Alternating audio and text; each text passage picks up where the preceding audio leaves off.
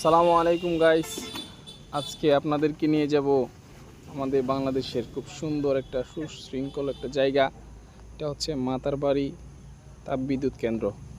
তো আপনারা সকলে আমার পাশে থাকুন, আমার ভিডিওটা সম্পূর্ণভাবে মনোযোগ দিয়ে দেখতে থাকুন।